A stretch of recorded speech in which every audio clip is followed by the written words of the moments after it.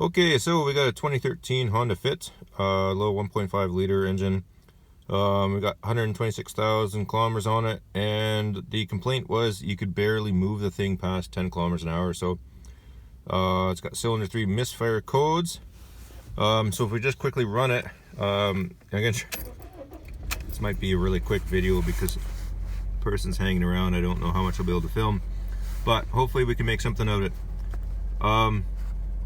So I don't know if you can hear that, but it's definitely puffing away. Under the hood, it definitely smells like gas, or a lot of raw gas. And if we quickly don't go down to here, we can see it is in fact a cylinder 3 dead misfire. So let me just quickly run it in the shop and we'll set up and see if we can't do some testing to figure out, is it spark, is it fuel, is it engine, what is it? Okay, as I'm driving it around, we do have a flashing check engine light, and they are correct. Could be just because this thing's not responding to the accelerator. That could just be because it's a dead miss and it's trying to protect itself. I don't know. But first things first, we'll probably try and swap coils to see if we can find out, is it something simple. So these engines and these engine compartments are really tight. If we go back here, come on.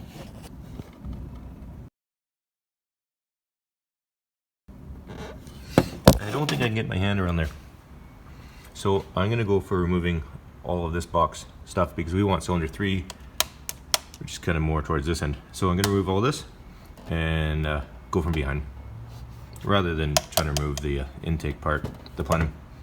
Okay, so that was the method I was going to take. I was going to remove this air box. I would have liked to have done that, but it looks like you have to remove the battery in the computer to kind of get this physically out of there.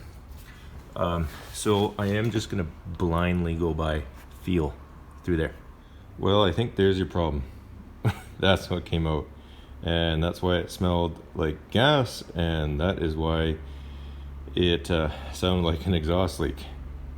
It's a combustion leak. Yeah, that sexist lady just bought this car too. Well, I don't think we need to pull out any lab scopes or any fancy stuff to figure out what's wrong there. Oh, that's gonna be a miserable fix too.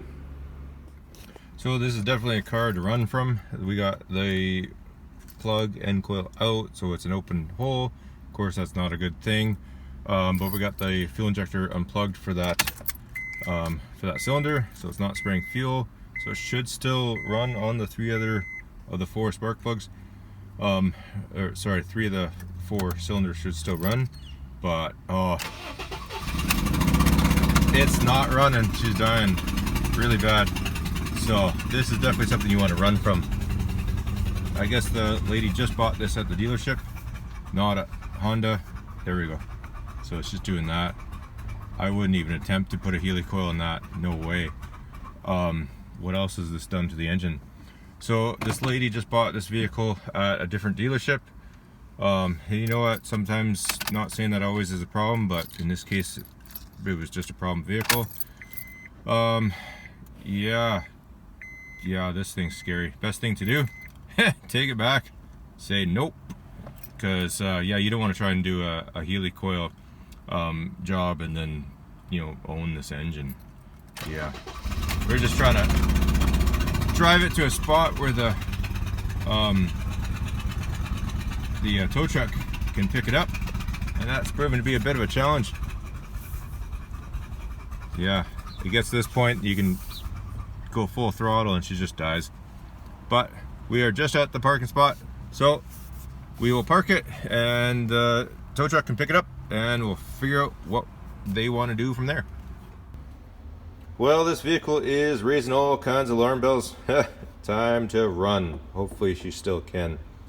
The other thing that's weird that we just found out while talking to the customer is they did go to a shop, not the dealership, but some shop in a different town, and I guess it had a misfire on a different cylinder, and they changed one of the coils. So there's a coil in there. This is the one that was on number 2. There's a brand new Denso All three of the others were old, dirty, just like this. And they changed the spark plug in that cylinder, but they didn't bother checking or changing any of the other spark plugs. I mean, that for 120, 130,000 kilometers, that's original. That wasn't just changed, I can tell you that. So they only did the one, but you know what? Their mileage due. Why not change the others? Maybe this could have been avoided, or maybe they could have tried to take this out. Maybe they could have owned it. So maybe that's why they only did one. Maybe they actually did intend to change them all and went to take this one out and it did not come out and just got scared, put it back in and said, oh yeah, we fixed the misfire, here you go, and let someone else deal with it. Who knows? We'll never know. But anyways, that's all there is to for this guy. Yeah, with the way that engine's running, we ain't interested in doing the repair. Yeah, run. Okay, so I found out a few things about this Honda. They say hindsight is 20/20. I was going through doing the editing, thought this was just gonna be a super quick video, and then I started thinking about it. The vehicle drove in, now not very well. I didn't have any power at all, but at least I was able to drive it in. So what changed? How come I wasn't able to keep it running at all? When you first fire it up and you get the quick fast idle rev, it moved a little bit, but as soon as it came down off that, I could put my foot into it, nothing, it just died. Well, with the spark plug out, when the piston's coming down, it's just going to create a giant vacuum leak. There's nothing to trap that, right? So you're going to be filling the intake with atmosphere, and that's going to be what's killing the engine. So I don't really think there's anything catastrophically wrong with this engine. And wouldn't you know it, I do a quick Google search and that's all I find are people with this exact same problem. So I don't believe that there's anything against just throwing a Heli-coil in it. I think that would solve the whole vehicle. Now, the other issue with the car, the main reason why this is not very appetizing for us, is it's got one of those aftermarket warranties on it. Well, we're a small shop here, right? It's just me and the boss man, and he's an older guy. We just have paper invoices, all that sort of thing. Keep the overhead really low, that way we're able to have more flexibility and kind of help people out, all that sort of stuff. But dealing with these aftermarket companies for the warranties can be a real pain in the butt sometimes. Pretty time consuming. They want this. You got to call them back, forth. They want all this stuff. They're only willing to do a certain amount for labor. Usually it's less than what you charge. Same thing with parts markup. They're only cover so much parts markup. So all said and done, you're doing the job for less than you would normally. And to boot, once you do the job, if you encounter anything, if you come across anything else that, there's an additional part you need, or you ran into a snag, you had to spend a whole bunch more time on this, you then have to go back and call them, and it's really hard to get any more. They want that freaking quote set in stone to begin with. So, you know what, if you're a bigger shop, if you got service advisors, if you got a computer management system, it might not be so bad.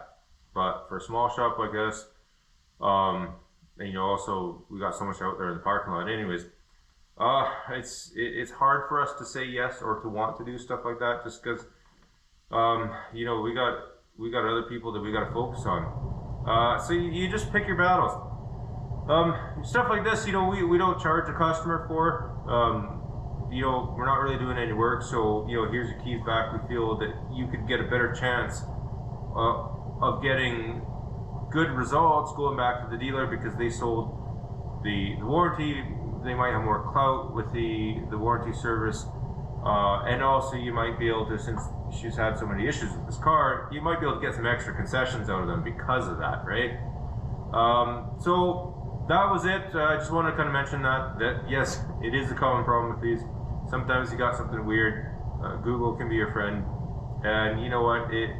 I wouldn't, in hindsight, I wouldn't necessarily be concerned about doing the job. Yeah, the aftermarket warranties, not really that pleasant. But anyways, that was the end of the the end of the ticket on that, and ultimately she got it towed back to the dealer, and hopefully they'll take care of her. Just kind of wanted to pass that on, the last little thoughts that went through the head. And thanks for watching. We'll catch you on the next one.